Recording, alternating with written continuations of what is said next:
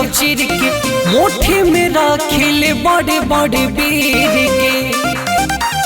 हल्का में मत ली है, बोलो मत बोली बेटा, रख दे हम चिर के, मोठे में राखिले बड़े बड़े बीर के। हाजिरी लगाओ से पुलिस प्रशासन द्वारा पोनेगा, तो अपना बाप से जाके पूछे परिचय हमारा रे बेटा, तो अपना बाप से जाके पूछे परिचय हमारा रे बेटा। बुझले बाप से जाके पूछे परिचय हमारा रे बेटा, तो अपना बाप से जाके पूछे परिचय हमारा रे बेटा। बड़े बड़े दबंगे हमारे नाम सुन के कांपेले, कवना के दाम पर तो हमारा के डांफले। सुन, बड़े बड़े दबंगे हमारे नाम सुन के कांपेले, कवना के दाम पर तो हमारा के डांफले। उलझे में हमसे बिक जाई तोरे घर और खेतवा,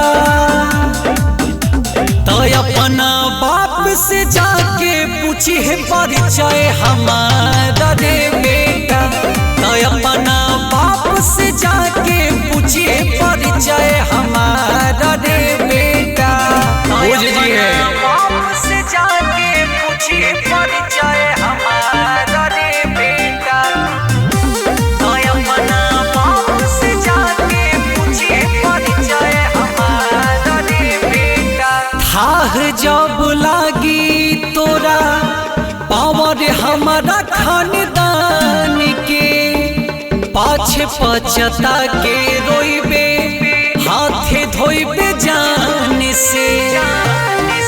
थाह जब लागी तोरा पावर हमारा खानदान के, पाछे पछता के रोइबे हाथे धोइबे जान से।